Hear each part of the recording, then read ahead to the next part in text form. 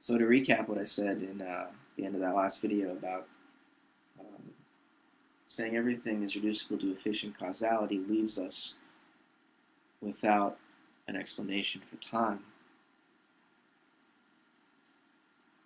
We may not even think that we need an answer to this question. Einstein thought that the difference between the past, the present, and the future is a persistent and stubborn illusion. So it's just a subjective um, irrelevancy as far as the truth about the universe is concerned. The truth about the universe for Einstein, though he later had to sort of admit that time was irreversible in a way, um, because the universe was expanding. Um, Einstein didn't want to think that time, as we experience it, is a feature of reality. There was a sense in which time was still absolute for Einstein, but with thermodynamics and with quantum physics too, because they are statistical, we cannot know reality for certain anymore. We can only know it in sufficient quantities. In other words, we can predict what will happen a lot of the time, but we don't have um, a perfect understanding. We can never know the future, because the future um, it remains still possible, not yet actual. What is actual is the irreversibility of time. If we take thermodynamics seriously, though, the first law that no energy can be created or destroyed. Um, to explain the Big Bang, we have to assume, well, there's this infinite quantum vacuum that existed before space and time that supplied the energy to create our entire universe.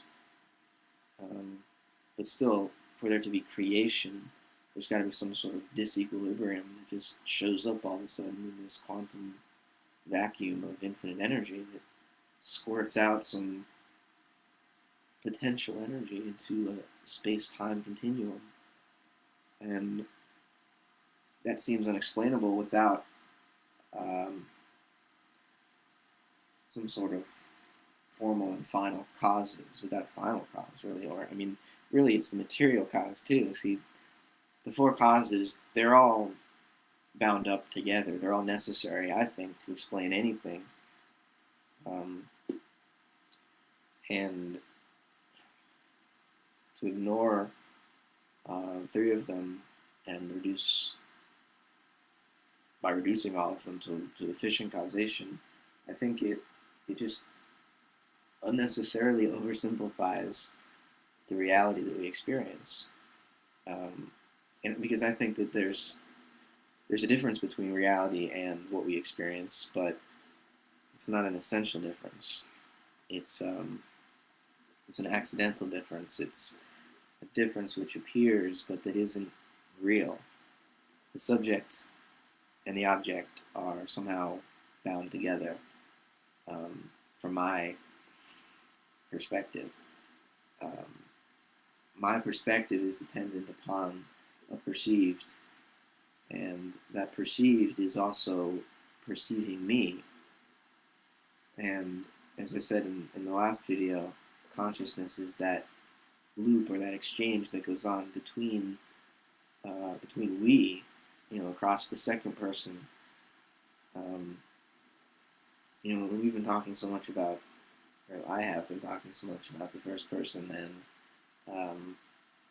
the third person, about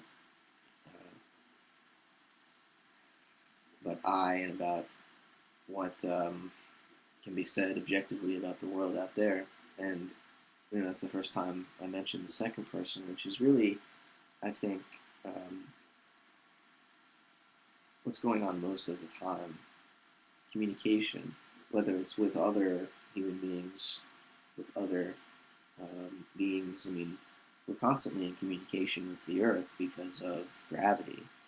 You know, our whole bodies are shaped the way they are because of gravity. But you know, we can also recognize in our bodies a formal and a final causal influence because we have not merely um, been confined by gravity or resigned to gravity. We've stood up on two legs and stood up straight vertically.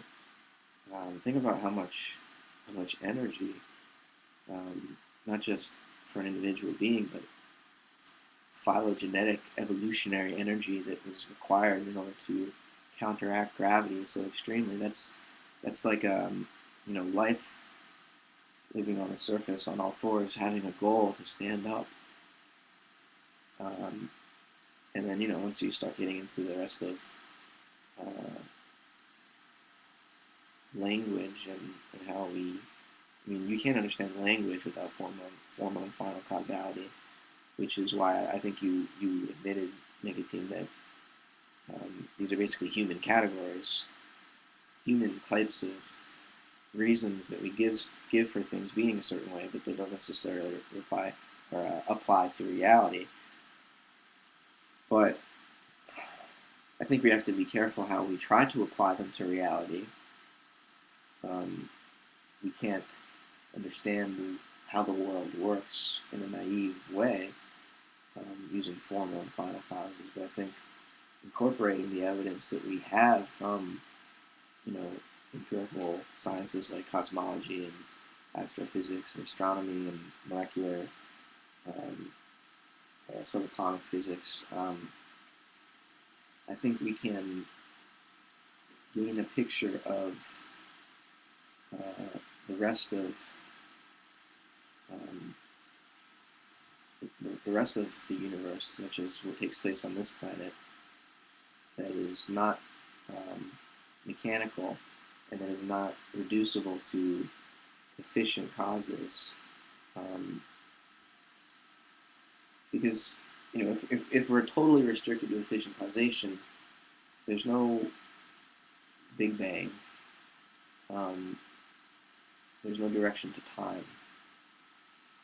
You can't have those elements because you know, restricting yourself to a view of the universe as a machine doesn't allow you to ask um, where it came from or where it's going.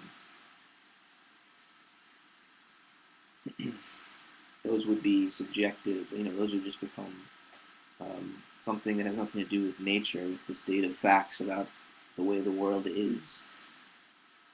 Whereas in my view, I think if we're ever going to know the truth about the way the world is, it's going to require our subjective participation in that truth. We have to discover it and create it, but in discovering and creating it, we are participating with it.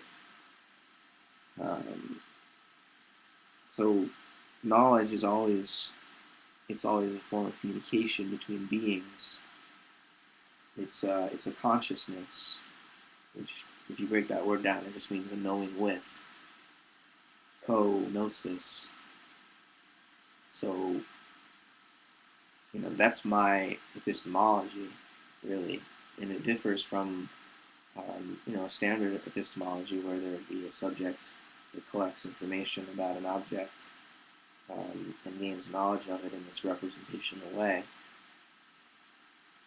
I don't think that's how the brain works. I think the brain has always already been embedded in, you know, a single ecosystem, you know, most intimately with its own species, but that species is part of the biosphere. And when we interact with one another, it's from the larger perspective of the biosphere. It's almost as though we are the molecules within a larger animal's body.